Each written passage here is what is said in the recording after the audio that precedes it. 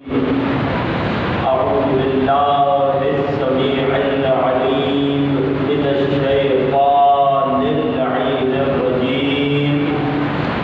بسم الله الرحمن الرحيم. الحمد لله الذي خلقنا في أمة الذي فاز رتبته إلى قاب قوسين وأكرمنا بولاية وصيه الذي ردت له الشمس مرتين وجاهد بالسيفين وصلى إلى القبلتين وشرفنا بحب الزهراء أم السبطين وجعلنا من الباكين على مصاب الحسن والحسين والتسعة من ذرية الحسين الذين من بكى على مصابهم رجح حسناته أعمال الثقلين. والصلاة والسلام والتحية والإكرام على أشرف الكونين رحمة للدارين جد الحسنين أعني أبا القاسم محمد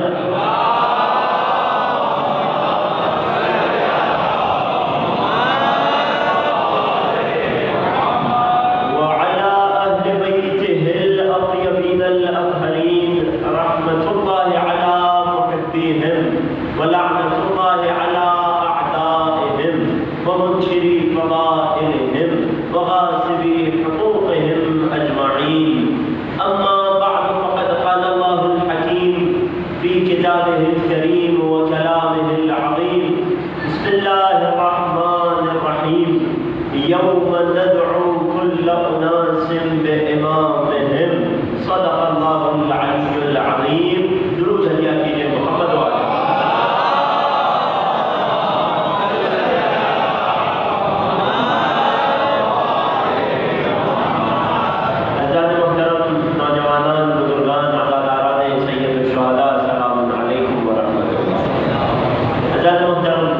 خدا کا شکر ہے اس نے ہمیں شہ کا عزادار بنایا، شہ کا غمخوار بنایا. ان دنوں موضوع گفتگو اصول دین اور امام وقت توحید کی گفتگو کو ہم مکمل کر چکے. نبوت کی گفتگو کو ہم نے تقسیم کیا تھا. نبوت خاصہ یعنی آخری نبی کی نبوت کا آخری امام کی امامت سے تعلق آپ کی خدمت میں پیش کیا جا چکا. گفتگو نبوت کا دوسرا حصہ عمومی طور پر آدم سے عیسیٰ علیہ السلام تک تمام انبیاء کی نبوتوں کا وقت کے امام کی امامت سے کیا تعلق ہے، اس موضوع میں ہم وارد ہو چکے تھے. ہم نے عرض کیا تھا یہ موضوع بہت وسیع ہے. ہم نے اسے 3 حصوں میں تقسیم کیا تھا. 3 قسم کے تعلقات آپ کی خدمت میں پیش کرنے تھے. سب سے پہلے سنت انبیاء اور وقت کے امام. خدا کی وہ سنتیں جو اس نے اپنے انبیاء میں جاری فرمائی وہ سب کی سب وقت کے امام میں جاری ہوں گی. موضوع کا پہلا حصہ. اس کے بعد بات آنی ہے خصائص انبیاء. انبیاء کی وہ خصوصیات اور اوصاف جو ان کی ذوات قدسیہ میں پائی جاتی تھی وہ سب کی سب وقت کے امام میں بھی پائی جائیں گی. تیسرا موضوع، تیسرا حصہ مواریث انبیاء. انبیاء کی وہ میراثیں، وہ مادی اور معنوی میراثیں جو وقت کے امام تک پہنچی اور وقت کے امام یوں تمام انبیاء کے وارث کہتے ہیں. ان تمام نکات کی تفصیل آپ کی خدمت میں پیش کرتی ہے. مقصد کیا ہے، ہدف کیا ہے کہ جب صاحب عزا کے فرش سے اٹھیں تو والد عزا کی معرفت میں اضافہ نہیں کرتے.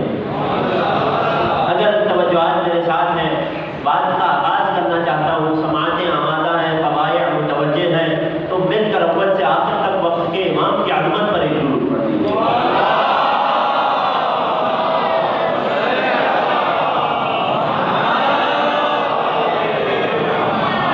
سب سے پہلا موضوع، سب سے پہلا حصہ، نقطہ کہ جس میں بات کا آغاز کیا تھا نبوت عامہ اور وقت کے امام کی گفتگو کا، وہ ہے سنن انبیاء۔ سنت کی جمع ہے۔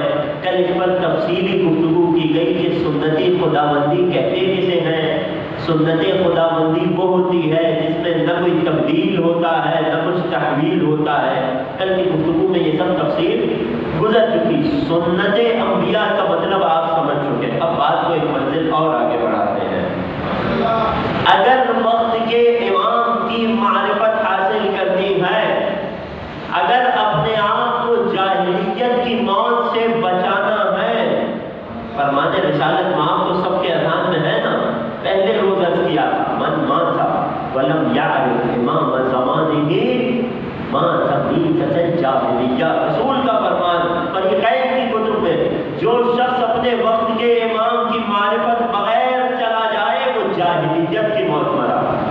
اگر اپنے آپ کو جاہلیت کی موت سے بچانا ہے، اگر وقت کے امام کی معرفت کو بڑھانا ہے تو سنن انبیاء کی بحث بہت زیادہ اہمیت رکھتی ہے۔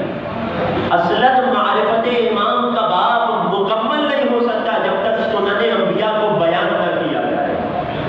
دلیل پیش کروں عزیزوں، دلیل کے طور پر ایک عالم جلیل القدر شیخ صدوق علیہ الرحمہ، یقیناً مجمع میں کوئی ایسا نہ ہوگا جس نے شیخ صدوق کا نام نہ سنا ہو۔ ہمارے اوائل محدثین میں سے شیخ صدوق، پر یقین جانیے کہ اگر وقت کے امام پر بات کی جا رہی ہو تو یہ ممکن نہیں ہے شیخ صدوق کے بغیر بات مکمل ہو جائے۔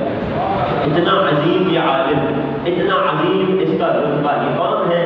یہ وہ ہیں کہ جن کے بابا 11ویں امام کے صحابی تھے، یہ خود امام معصوم کی دعا کے نتیجے میں پیدا ہوئے کہ جب ان کے بابا 11ویں امام کی خدمت میں گئے اور اپنے لیے والد کی دعا کروائی تو امام نے ان کے بابا کو، ان کے والد کو خوشخبری دی۔ ان کے والد بھی جلیل القدر عالم، امام نے ان کے والد کو خوشخبری دی کہ خدا تمہیں 2 فرزند عطا کرے گا، ایک فقیہ ہوگا ایک محدث ہوگا۔ اور جو محدث تھے وہ یہی شیخ صدوق علیہ الرحمہ ہے۔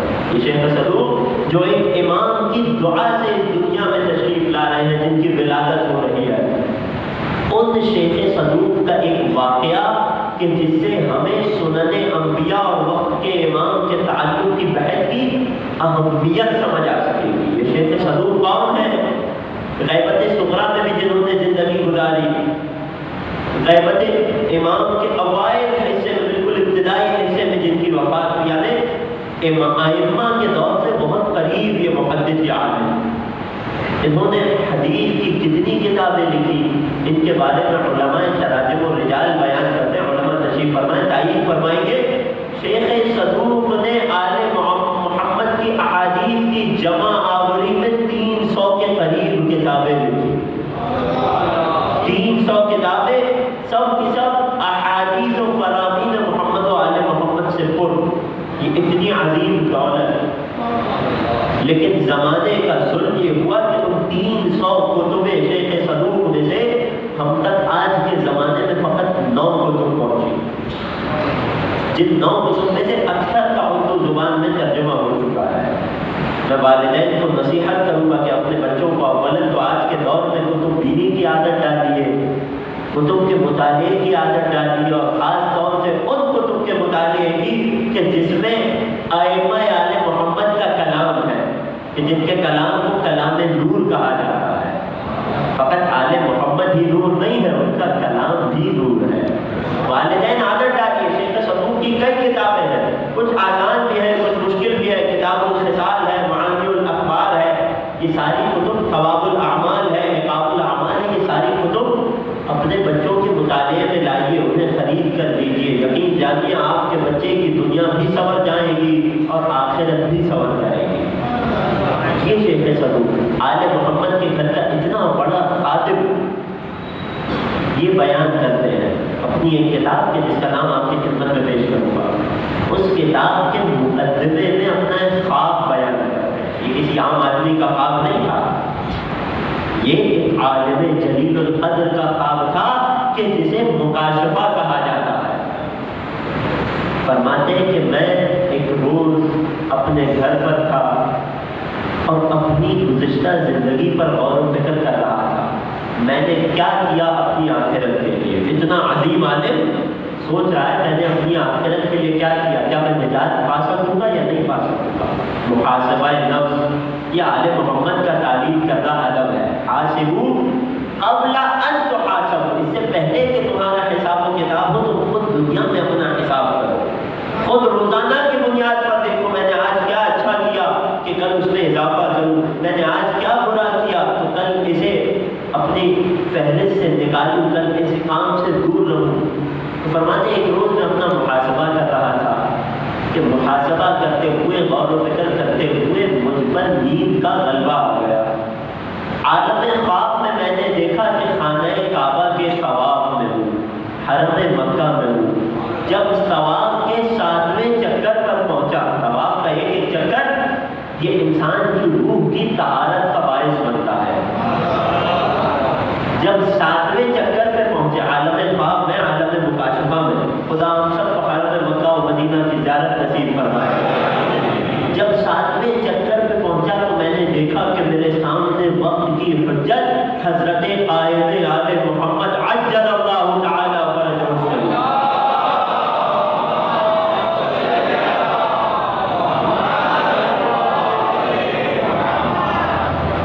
میرے وقت کا امام میرے سامنے ہے. میں نے طواف کو مکمل کیا اور امام کی بارگاہ میں پہنچ گیا.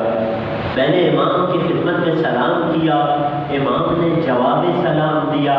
میں نے امام کی دست بوسی کی. ذرا شرف تو دیکھیے شیخ صدوق کا، ذرا نصیب تو دیکھیے اس عظیم عالم کا. آل محمد کی بارگاہ میں یہ رتبے فقط باتوں سے نہیں ملتے، انسان کو زندگی لگانی پڑتی ہے. کہنے لگے کہ میرے وقت کے امام نے مخاطب کر کے ایک فرمائش کی. اللہ اکبر. فرمانے لگے یا صدوق لما لا تكتب فيا کتابا، اے صدوق میری غیبت پر کوئی کتاب کیوں نہیں لکھتے. ایک مرتبہ ہم کتابیں لکھے، ایک مرتبہ وقت کے امام فرمائش کر رہے ہیں کسی عالم سے، اے صدوق میری غیبت پر کوئی کتاب نہیں لکھتے. صدوق کہتے ہیں میں نے امام کی خدمت میں عرض کی قد صنفت فیہا اشیاء کثیرہ، مولا میں نے ایک سے زیادہ کتابیں آپ کے موضوع پر لکھی ہے. فرماتے ہیں جس طرح سے وہ لکھی ہے وہ بھی صحیح ہے، لیکن اس طرح کی بات نہیں کر رہا. مولا اب آپ کی کیا چاہت ہے، امر فرمائیے. فرماتے ہیں کہ اب تم میری غیبت پر ایک ایسی کتاب لکھو جس کتاب میں میری غیبت پر دلیلیں قائم کرو. اور دلیل میں کیا ذکر کرو؟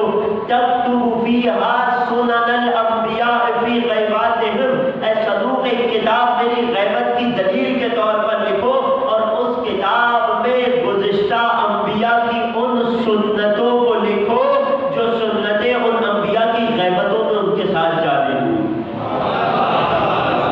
جو کر رہے سنتیں انبیاء اور انبیاء کی سنتیں جو وقت کے امام پہ جاری ہوں گی، اس قدر اہم موضوع ہے کہ وقت کے امام شیخ صدوق جیسے جلیل القدر عالم اور محدث کو عالم خواب میں آ کر حکم دے رہے ہیں، فرمائش کر رہے ہیں کہ ہم گزشتہ انبیاء کی سنتوں کو ایک کتاب میں جمع کرو کہ یہ سب کی سب میری غیبت پر دلیل بنے. شیخ صدوق فرماتے ہیں میں جیسے ہی خواب سے بیدار ہوا، گڑ گڑایا، رویا، اپنے وقت کے امام کو یاد کیا، اور جیسے ہی نماز فجر کا وقت ہوا، نماز فجر کے فوراً بعد میں نے اس کتاب کی تعلیف کا آغاز کیا. کتاب کا نام ہے کمال الدین و تمام النعمہ. اردو ترجمہ بھی ہو چکا ہے. غیبت امام زمانہ پر دلیلوں کے اعتبار سے ہماری اول درجے کی کتاب، سوائے آل محمد کے کلام کے اور کچھ نہیں اس کتاب میں، سوائے کلام نور کے اور کچھ نہیں اس کتاب میں. میں اپنے نوجوانوں کو نصیحت کروں گا اس منبر سے، اس کتاب کو پڑھیے، وقت کے امام کی معرفت میں اضافہ ہوگا. جہاں سے ہمیں ایک بات سمجھ آئی ہے کیا کہ سنن انبیاء، خدا کی وہ سنتیں جو گزشتہ انبیاء پر جاری ہوئی، اور گزشتہ انبیاء کو بھی خدا نے ایک معینہ مدت تک پردہ غیب میں رکھا. وہ کیا تھا، وہ کتنی غیبت کی تفصیل آگے آئے گی. وہ سنتیں کس قدر اہمیت رکھتی ہیں میرے وقت کے امام کی معرفت میں. اگر یہ بات واضح ہو گئی ہے، اس موضوع کی اہمیت کا اندازہ ہو گیا ہے تو ایک درود پڑھیے محمد و آل محمد۔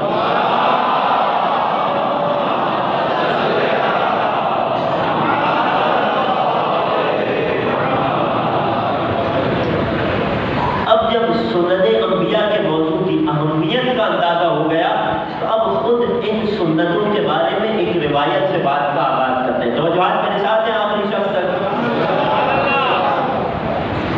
یہی کتاب کمال الدین ہے، شیخ صدوق نے ہی اسی روایت کو لکھا، راوی ہے سدیر سیرفی، چھٹے امام کی خدمت میں آتا ہے، قائم آل محمد کا تذکرہ چھڑ جاتا ہے، چھٹے امام سدیر جو قریبی صحابی ہے امام کا، اسے مخاطب کر کے فرماتے ہیں یا سدیر ان للقائم منا غیبۃ یقول امدھا، اے سدیر ہمارے قائم کے لیے ایک ایسی غیبت کا دور ہے کہ جس کی مدت بہت طویل ہوگی۔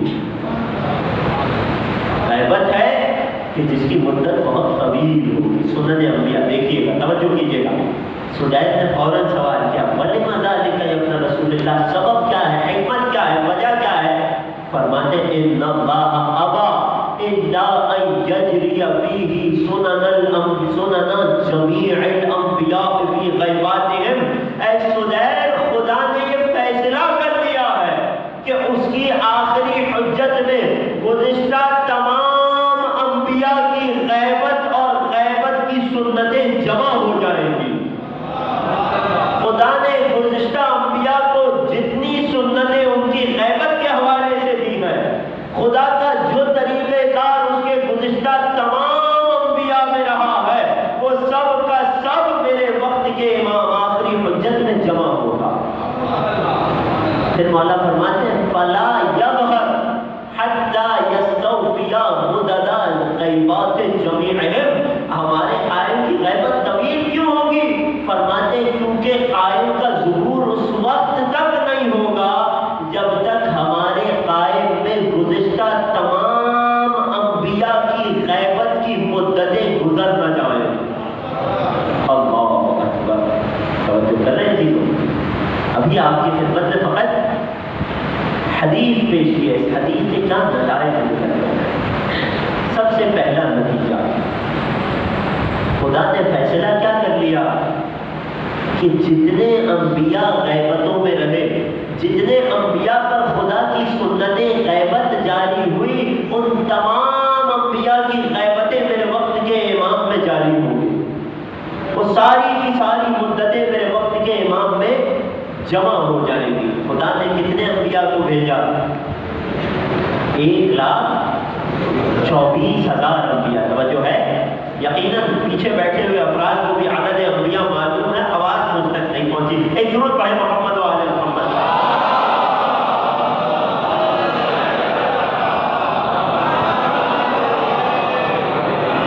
انبیاء کتنے؟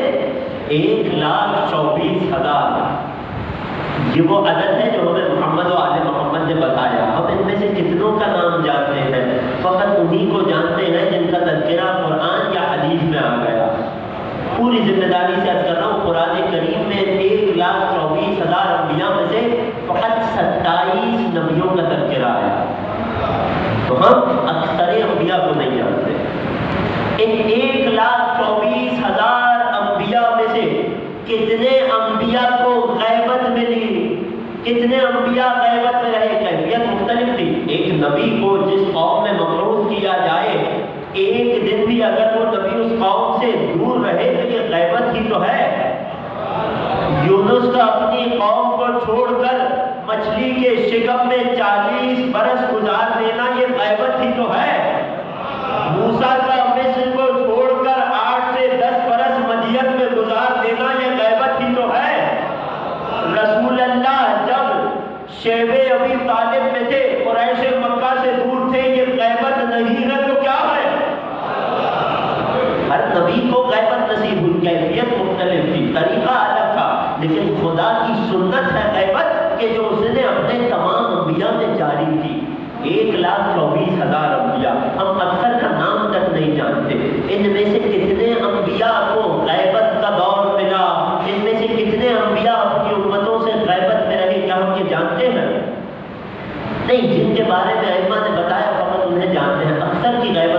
نہیں جانتے. توجہ کر رہے ہیں. پھر یہ جو اکثر انبیاء جنہیں غیبت ملی اس کی غیبتوں کی مدت کیا رہی، کیا ہم یہ جان سکتے ہیں؟ ہم کسی بھی نہیں جانتے. توجہ کر رہے ہیں. امام نے کیا فرمایا؟ خدا کا فیصلہ یہ ہے کہ قائم کا ظہور اس وقت تک نہیں ہوگا کہ جب تک تمام انبیاء کی غیبتوں کی مدتیں قائم نہ گزار لیں غیب میں. ہم نہ تمام انبیاء کو جانتے ہیں، نہ یہ جانتے ہیں کہ کتنوں کو غیبت ملی اور جنہیں غیبت ملی وہ کتنی مدت تک طویل رہی. ہم یہ سب نہیں جانتے تو ہم وقت کے امام کی غیبت کا دور کتنا طولانی ہوگا اسے کیسے جان سکتے ہیں؟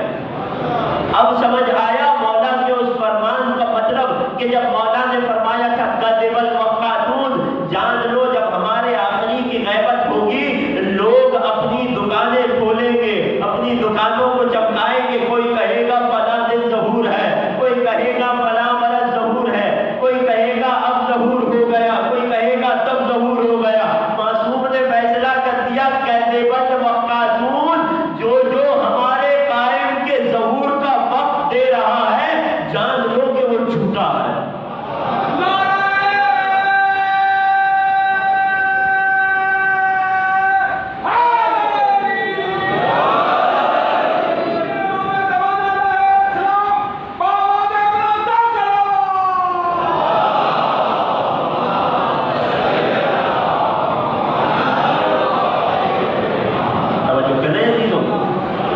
حکمت کیا ہے؟ خدا نے جتنے انبیاء کو جتنی مدت کی غیبت دی ہے وہ سب کی سب ہمارے قائم میں جمع ہو جائے گی.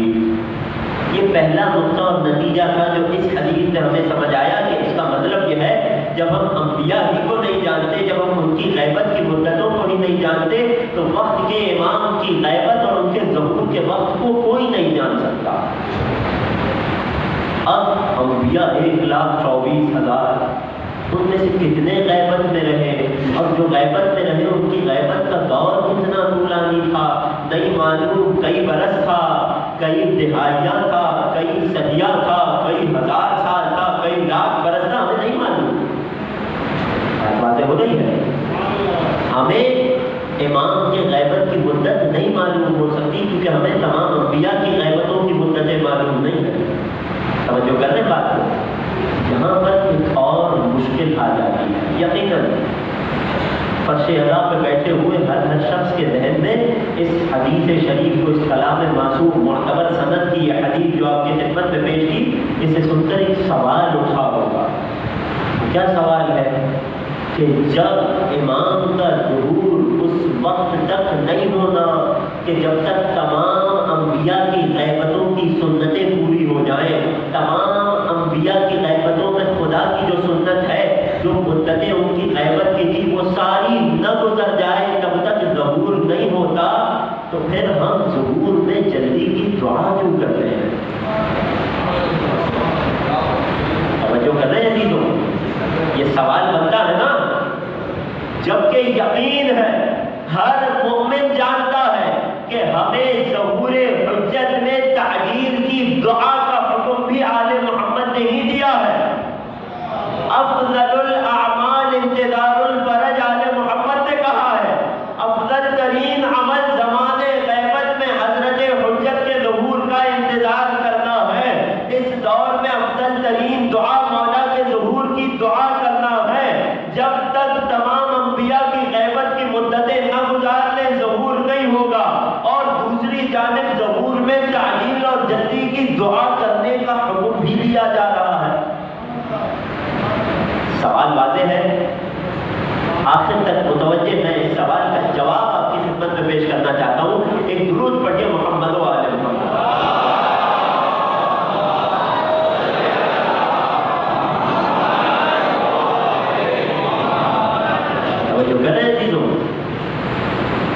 یہ تعجیل ظہور کی دعا میں اپنے جواب پر آؤں گا.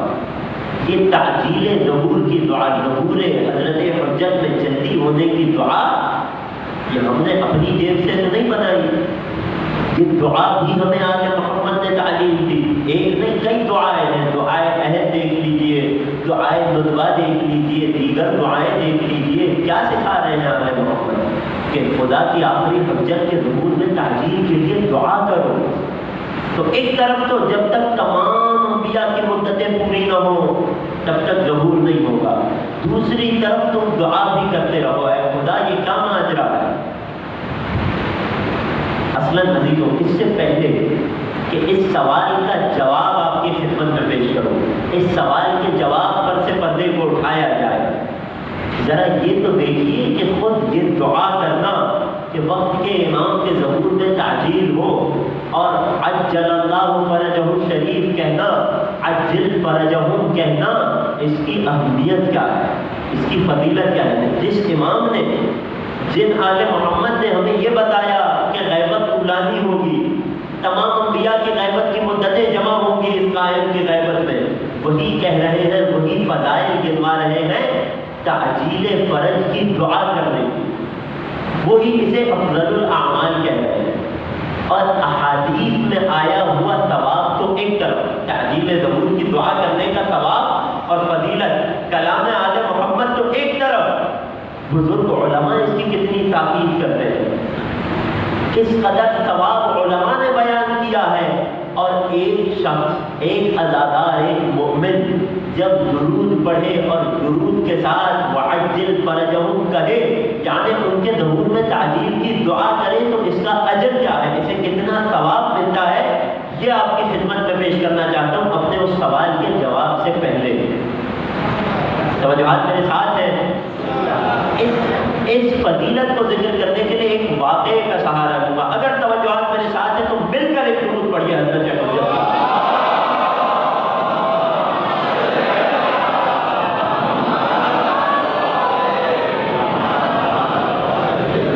ثواب کیا ہے اگر ایک شخص درود پڑھے اور ساتھ میں امام کے ظہور کی تعجیل کی دعا کرے، عجل فرجہم کہے۔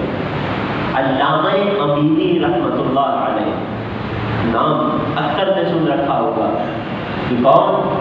صاحب الغدیر، کہ جنہوں نے الغدیر کا موسوعہ، انسائکلوپیڈیا آف الغدیر جنہوں نے تعلیف فرمایا، جمع کیا۔ کیا کیا اس عالم نے، اس جلیل القدر عالم نے، اس علی کے عاشق نے کیا کیا؟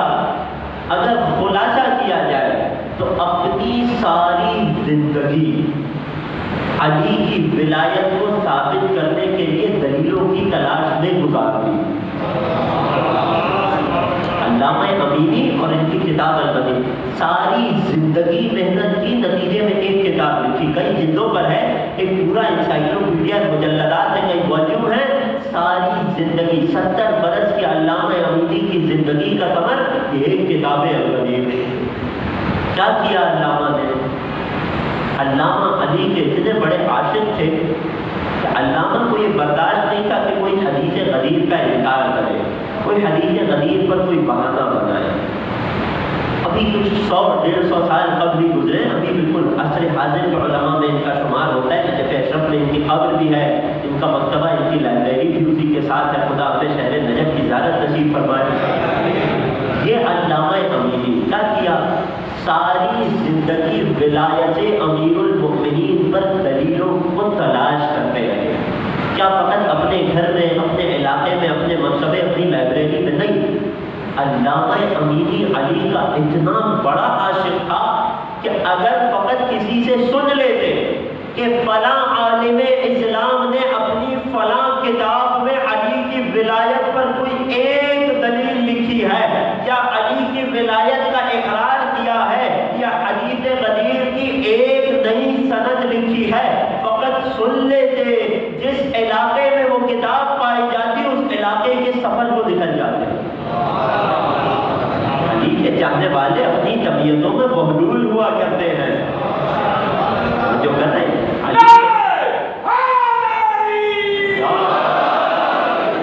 معصوم کا یہ فرمان ذہن میں رکھ کر علامہ امینی کی اس سوانح حیات کو سنیے گا، اور پھر تعجیل ظہور امام کی دعا کرنے کا ثواب آپ کو سمجھ آئے گا۔ معصوم فرماتے ہیں افضل الاعمال احمدھا، افضل ترین عمل وہ ہوتا ہے کہ جس میں زحمت زیادہ ہو۔ جتنا انسان کو کسی کام میں مشقت اور زحمت اٹھانی پڑے اتنا زیادہ اس عمل کا ثواب بڑھتا چلا جاتا ہے، میں اس کا رتبہ بڑھتا چلا جاتا ہے۔ اب اس حدیث کو ذہن میں رکھ کے علامہ امینی کے اس کارنامے کو سنیں۔ کون سا علاقہ ہے دنیا کا کہ جہاں علامہ امینی نے سفر نہیں کیا؟ ایک حدیث بھی اگر مل جاتی، حدیث غریب کی فقط ایک نئی سند علامہ کو کہیں مل جاتی، علامہ اس دور دراز کے علاقے کا سفر کرتے، اپنے خرچ پر کرتے، سفر کرتے، وہاں جاتے، وہاں سے کتاب کو خریدتے۔ اگر پیسے نہ ہوتے تو علامہ ایجاد کے نماز اور روزے رکھتے اور اجرت کے نماز اور روزوں سے اس دولت کو حاصل کر کے اس سے وہ کتابیں خریدتے کہ جو علی کی ولایت کے دفاع میں ان کے کام آئے۔ ذرا محسوس تو کریں علامہ کی مشقت کو۔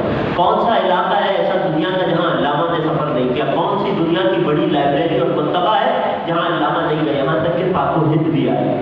علامہ نے ترکی کا سفر کیا، علامہ انگلستان گئے، علامہ نے یورپ کا سفر کیا، عربستان کے تمام علاقوں کا سفر کیا۔ کیوں؟ جہاں سن لیتے کہ فلاں مکتبے میں فلاں کتاب کا ایک نسخہ ہے کہ جہاں علی کی ولایت پر ایک چھوٹی سی دلیل ہے، علامہ وہاں بھی جاتے ہیں۔ یہ علامہ امینی زندگی علی کے عشق کے سفر میں گزار دی، زندگی فقط حدیث غدیر کو وقف کر دی اور کوئی کام نہیں کیا سارے میں، ساری زندگی حدیث غدیر اور علی کی ولایت کے حفاظ میں گزار دی۔ وہ علامہ امینی، اسے کہتے ہیں نا عاشق۔ عشق کیسا؟ تو واقعات ضمن علامہ کی سمانے پر رکھ کرتا ہوں تاکہ بات زیادہ سے زیادہ ذہنوں میں راسخ ہو سکے۔ یہ امینی علی کا اتنا بڑا عاشق تھا، ایک روز نجف اشرف میں امیر کائنات کی زری اقدس کے کنارے تشریف فرما ہے۔ علی کا چاہنے والا اگر کوئی دنیاوی مشکل بھی آ جائے تو اسے علی کے در کے سوا کچھ نظر نہیں آتا۔ علی کے چاہنے والوں کی عادت نہیں ہوتی دنیا والوں کے سامنے ہاتھ پھیلانا۔ جو کر رہے ہیں علی کا چاہنے والا خدا سے دعا کرتا ہے، آل محمد سے توسل کرتا ہے۔ علامہ امینی ذریعہ امیر المومنین کے سرانے بیٹھے، خدا ہم سب کو نصیب فرمائے، اور اپنی حاجت پیش کر رہے ہیں، گڑ گڑا رہے ہیں، رو رہے ہیں۔ علی کا سچا عاشق پہلے دن بیٹھے رہے کافی دیر تک، علامہ کی حاجت بھر نہ آئی، لوٹ گئے۔ دوسرے دن پھر آ گئے، پھر علی کے در پہ بیٹھے، پھر اپنی حاجت رکھی، گڑ گڑایا، دعا کی، توسل کیا، پھر دعا قبول نہیں ہوئی، لوٹ گئے۔ تیسرے دن پھر آ گئے، پھر توسل کیا، پھر دعا کی۔ اس بار علامہ نے ایک منظر دیکھا کہ ایک بدو عرب، ایک شخص کے جو عرب کے صحرا سے، دیہات سے تعلق رکھتا تھا، یقیناً آپ جانتے ہیں جو مومنین زیارت پر جا چکے ہیں، خدا سب کو نصیب کرے، وہ عرب کے جو صحرا سے آتا ہے، جو دیہات سے آتا ہے، جو بادیہ نشین عرب ہوتا ہے، اس کا بات کرنے کا انداز بڑا جارحانہ ہوتا ہے، اس کے بات کرنے کے انداز میں بڑی بے تکلفی ہوتی ہے۔ وہ امام کی زری پر آ کر بھی ویسے ہی بات کرتا ہے، اس کے اپنے عشق کا ایک مرحلہ ہوتا ہے، وہ ادب و تعظیم کو زیادہ نہیں جانتا، وہ بادیہ نشین ہوتا ہے، وہ شہری ثقافت کو نہیں جانتا۔ علامہ امینی نے دیکھا کہ ایک بدو عرب، ایک بادیہ نشین عرب زری والے حجرے میں داخل ہوا اور لگڑا کر چل رہا ہے، آ کر زری کو تھاما، زور سے زری کو ہلانے لگا۔ کبھی آپ کسی عام شہری مومن کو، کسی عالم کو یہ کام کرتے نہیں دیکھیں گے۔ کیوں؟ کیونکہ علماء مومنین ادب و آداب کا بڑا خیال رکھتے ہیں، لیکن وہ بادیہ نشین عرب، اس کے عشق کا اپنا انداز تھا، آ کر زور سے زری کو ہلانے لگا اور کہنے لگا، یا علی میں آپ کے در پہ آیا ہوں، طبیب کے پاس نہیں گیا ہوں، میں آج اگر آپ سے شفا لیے بغیر چلا گیا تو لوٹ کر نہیں آؤں گا۔ یہ بھی یقین کی ایک منزل ہے، یہ بھی عشق کا ایک مرحلہ ہے، یہ بھی مانگنے کا ایک ڈھنگ ہے۔ علامہ امینی نے اپنی دعا کو چھوڑا، اپنے توسل کو چھوڑا، اس بادیہ نشین عرب کی طرف دیکھتے رہے، کچھ دیر کھڑا رہا، کچھ دیر مولا کی زری کے پاس بیٹھا، جب دوبارہ اٹھا ہے تو صحیح و سالم چل کر جا رہا تھا۔ ایک درود پڑھیے مولا کی عظمت۔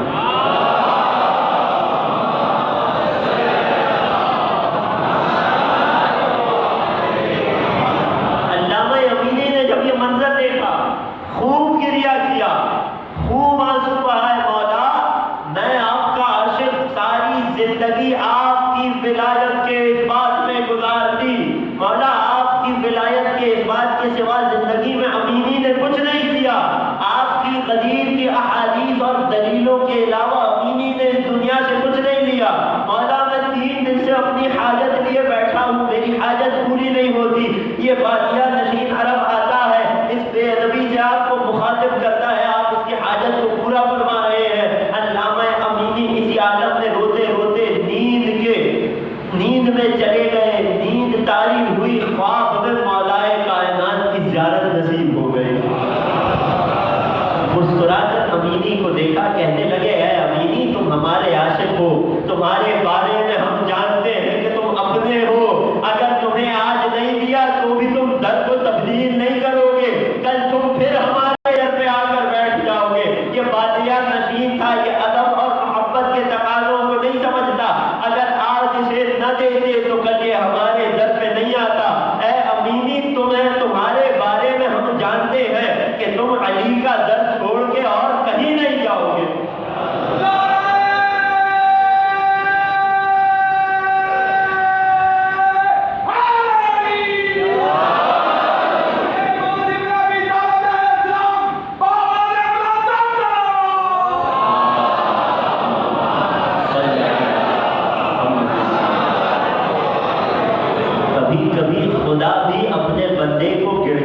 دیتا ہے, اس کی دعا قبول نہیں کرتا. فرشتے پوچھتے ہیں خدا یہ تیرا مؤمن بندہ ہے, نیکوکار بندہ ہے, اس کی حاجت پوری کیوں نہیں کرتا؟ خدا جواب دیتا ہے مجھے اس کے مانگنے کا سلیقہ بڑا پسند آ رہا ہے. یہ عشق کے مراحل ہے. یہ علامہ امینی بات واضح ہوئی کیسا عاشق مولا کا کہ مولا خواب میں زیادت نصیب کرے. ایک اور چھوٹا سا واقعہ کہ جس سے علامہ اور ان کے کام کی اہمیت کا اندازہ ہو, پھر نتیجے تک پہنچنے میں لطف محسوس کریں گے. آخر والے افراد متوجہ میں تو پیش کر رہا ہوں کہ علامہ امینی کی جب رحلت ہوئی تو اس دور کے بہت بڑے فقیہ اور عالم نے اسی شب خواب میں دیکھا کہ میدان محشر ہے, ایک طرف قطار لگی ہے. انہوں نے جا کر معلوم کیا یہ قطار کہاں جا رہی ہے. پتہ یہ چلا کہ یہ قطار حوض کوثر کی جانب جا رہی ہے کہ جہاں مولائے کائنات اپنے چاہنے والوں کو حوض کوثر سے سیراب کر رہے ہیں, جہاں چاہنے والے کو ساقی کوثر کا دیدار بھی مل رہا ہے اور حوض کوثر بھی پینے کو مل رہا ہے. یہ عالم جلیل کہتے ہیں کہ میں اس قطار میں لگ گیا, میرے آگے علامہ امینی تھے. میں نے دیکھا کہ ایک ایک چاہنے والا آگے بڑھتا تھا. علی اپنے چاہنے والے کے چہرے کو دیکھ کر پہچانتے تھے اور حوض کوثر سے ایک کاسہ آب بھر کر علی چاہنے والے کو دے دیتے تھے. لیکن جب علامہ امینی کی باری آئی تو علی نے کاسے کو رکھ دیا, چلو کو بھرا اور امینی کے چہرے کی طرف کر دیا.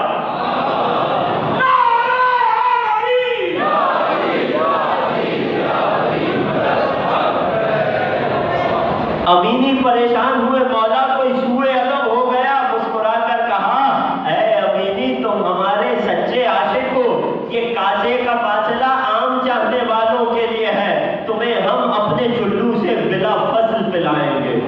اللہ کیا شاعر نے خوب کہا ہے. کام ان کا ہے, میں کر رہا ہوں آپ کی اجازت سے, کہ میں بلا فصل کا قائل ہوں, میں بلا فصل کا قائل ہوں, سو حوض کوثر ان کے چلو سے پیوں گا, وہی پیالہ ہوگا.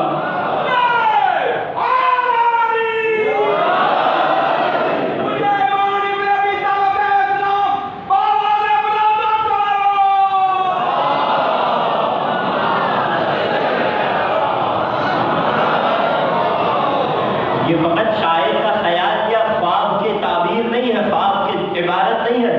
دعائے ندوہ کے جملے دیکھیے, دعائے ندوہ کا آخری حصہ بِکَأْسِهِ وَبِيَدِهِ, اے خدا ہمیں حوض کوثر نصیب فرما, ان کے کاسے ان کے پیالے, وَبِيَدِهِ اور ان کے دست مبارک سے, کیسا رَيًّا رَوِيًّا ہَنِيًّا سائغا, وہ حوض کوثر کا میٹھے پانی کا چشمہ کہ جو ساقی کوثر کے ہاتھوں سے ملے, کہ لا ظما بعدا, کہ جس کے بعد کوئی پیاس نہیں رہ جائے گی.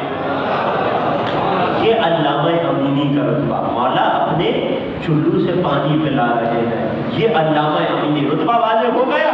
کس قدر عظیم انسان ہے امینی, کیا عظیم کارنامہ انجام دیا امینی درود کے ساتھ عجل فرجہم کہنے کا ثواب، یہ علامہ امینی جب پورے غدیر انسائکلوپیڈیا کو مکمل کر لیا، جب پورے موضوع غدیر کو لکھ لیا، تو ہر آدمی کا طریقہ ہوتا ہے، ہر مؤلف کا طریقہ ہوتا ہے، اپنی کتاب کی ابتدا میں ایک اہدا لکھتا ہے کہ اس کتاب کا ثواب میں کسے ہدیہ کر رہا ہوں۔ وہ امینی جو ساری زندگی علی کی ولایت پر دلیلیں تلاش کرتا رہا، ساری زندگی محنت کرتا رہا، علی کے عشق میں خود کو غرق کر دیا، علی کے عشق میں اپنی ذات تک کو بھلا دیا۔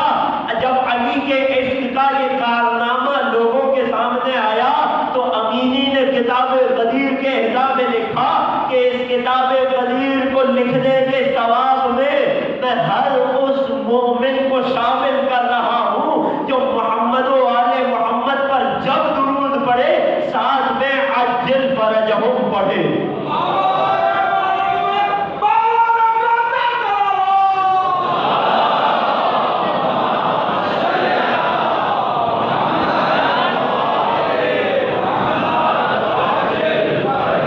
توجہ کر رہے ہیں جب درود پڑھیے، عادت بنا لیجیے۔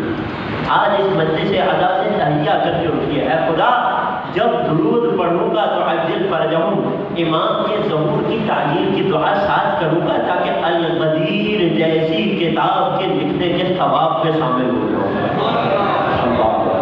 یہ بات یہاں تک پہنچ گئی، سوال اپنی جگہ باقی ہے کہ ایک طرف امام بتا رہے ہیں کہ تمام انبیاء کی غیبتوں کی مدتیں قائم میں جمع ہوں گی، دوسری جانب ائمہ خود اور علماء بھی تعجیل ظہور کی دعا کا حکم دے رہے ہیں۔ یقین جانیے دامن وقت میں بالکل گنجائش نہیں ہے۔ اس سوال کے جواب کو کل پر چھوڑے جا رہا ہوں اس شرط کے ساتھ کہ جن کے ذہنوں میں آج کا سوال اٹھ گیا ہے کل اتنے حصے کو ضرور سماعت فرما لیجیے گا کہ جس میں سوال کا جواب آ جائے، ورنہ یہ سوال ساری زندگی ذہن میں اٹک کر رہ جائے گا۔ عقیدے کا ایک بڑا بنیادی حصہ ہے۔ ایک طرف ہمیں تعجیل فرج کی دعا کا حکم دیا جا رہا ہے، دوسری جانب یہ فرمایا جا رہا ہے کہ تمام انبیاء کی غیبت کی مدتیں قائم کی غیبت میں جمع ہو جائیں گی۔ بس عزیزوں یہی بات کو روک دیتا ہوں۔ انبیاء کی بات آئی، نبوت عامہ کی بات آئی، اس سے پہلے نبوت خاصہ کی بات آئی، آخری نبی کا تذکرہ آیا، انبیاء کا تذکرہ آیا، آج شبیہ پیغمبر کے ذکر کی بات ہے۔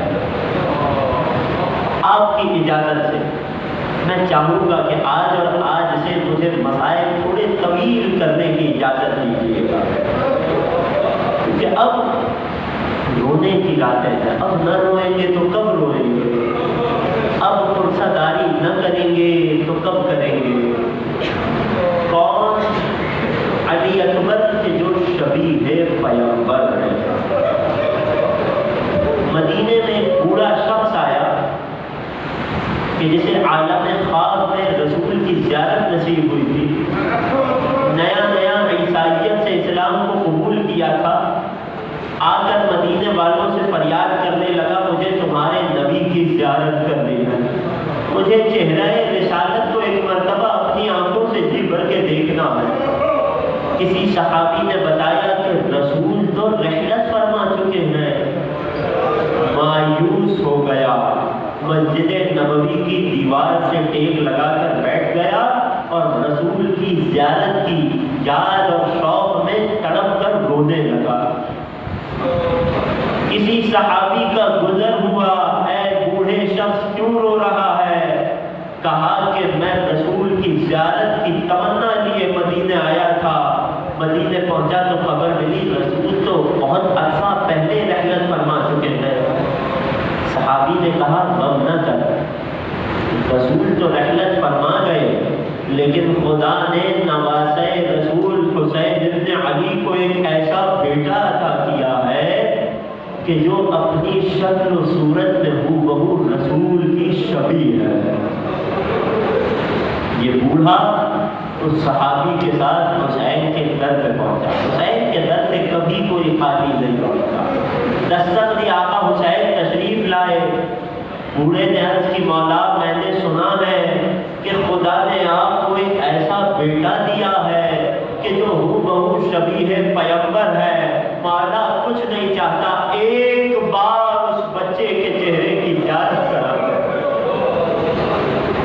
مولا حسین گھر میں تشریف لے گئے ہیں، ابھی علی اکبر کم سن ہے، علی اکبر کو گودی میں لیا ہے اور دروازے پہ آتے ہیں۔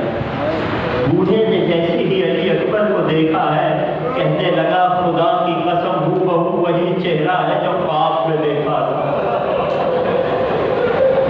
جی بھر کے علی اکبر کے چہرے کی زیارت کرنے لگا، علی اکبر کی بلائیں لینے لگا۔ نہ جانے آقا کو کیا خیال آیا، شاید یہ جو محبت کر چکا تھا رسول سے، آل رسول سے، چاہتے یہ تھے کہ رسول اور آل رسول کے مسائل میں بھی شریک ہو جائے۔ نہ جانے آقا کو کیا خیال آیا، فرمایا اے بوڑھے ذرا یہ بتا کہ اگر اس کمسن اور معصوم بچے، اگر اس خوبصورت بچے کے پیروں میں کانٹا چبھ جائے تو تیری کیا حالت ہوگی؟ تڑپ کر پیچھے ہٹا، اس کے جواب کو سنیے گا۔ تڑپ کر پیچھے ہٹا کہنے لگا اے آقا اپنی آنکھ میں تیر برداشت کر سکتا ہوں، اس حسین شبیہ پیغمبر بچے کے پیر میں کانٹا برداشت نہیں ہے۔ آقا نے جب یہ سنا تو فرمانے لگے اے بوڑھے سن، ابھی یہ کم سن بچہ ہے، ابھی اس کا جمال اپنے شباب تک نہیں پہنچا۔ جب یہ کڑیل جوان ہو جائے گا، کربلا کا میدان ہوگا، اس کے کلیجے میں مرچی کا پھل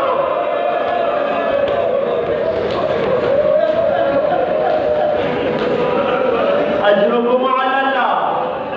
تاریخ کہتی ہے اس بوڑھے نے یہ سنا تو برداشت نہ کر سکا، چیخ مار کر زمین مدینہ پہ گر گیا۔ میں کہوں گا اے بوڑھے فقط سنا تھا برداشت نہ ہوا، ذرا بتا کر دے علی اکبر کی ماں ام لیلا نے کیسے برداشت کی؟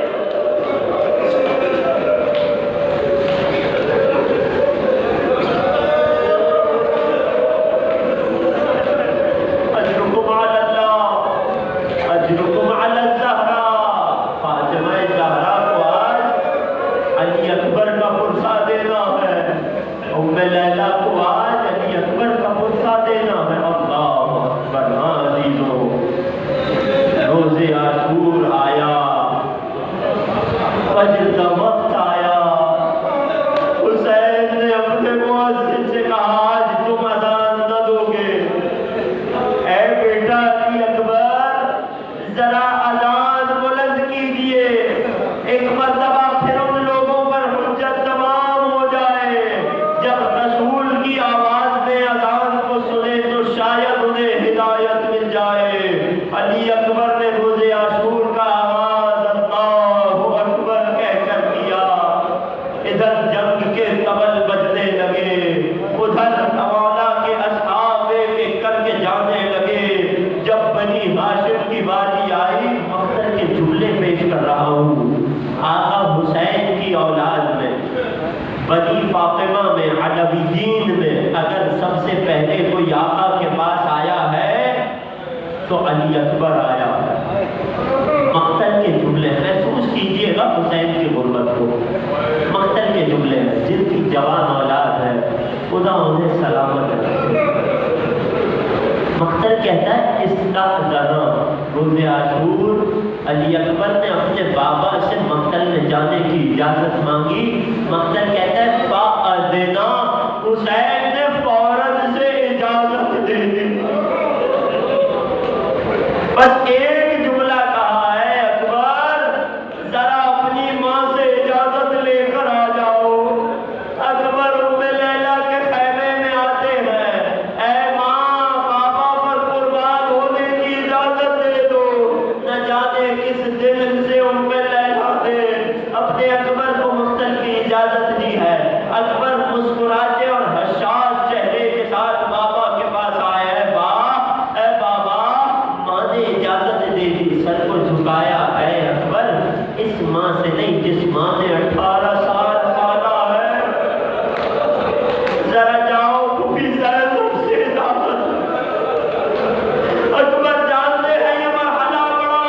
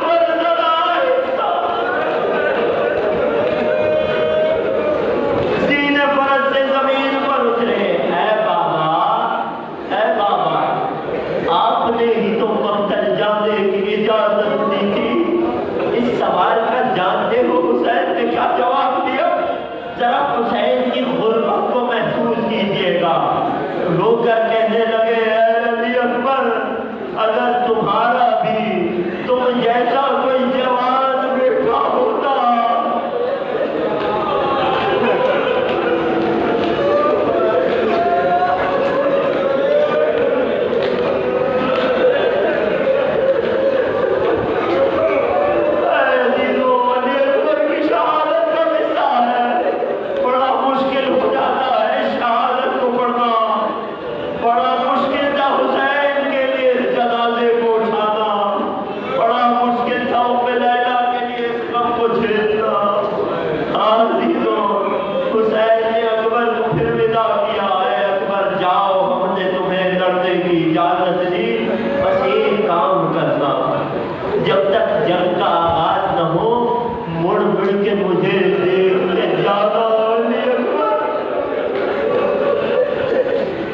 جملہ اکبر سے کہا، ایک جملہ آسمان کا رخ کر کے کہا اللہم اشہد علی ہؤلاء القوم، اے خدا تو اس قوم پر گواہ رہنا، قد برز الیہم غلام، اب ان کی جانب اسے بھیج رہے ہیں اشبہ الناس خلقا وخلقا ومنطقا بالرسول، جو اپنی شکل و صورت میں، اپنی گفتار و کردار میں تیرے نبی سے سب سے زیادہ شباہت رکھتا ہے۔ اے خدا جب ہمیں تیرے نبی کی زیارت کا اشتیاق ہوتا ہم اس علی اکبر کی زیارت کرتے تھے۔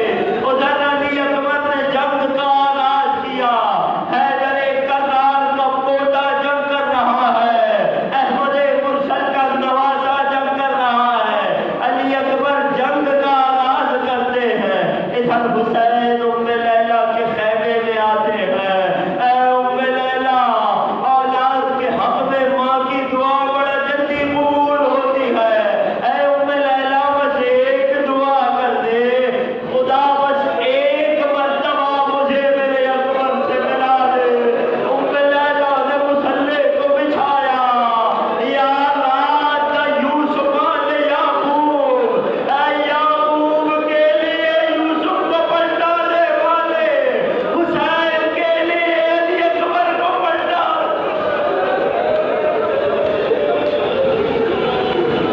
ادرکوا اللہ، ادرکوا اللہ۔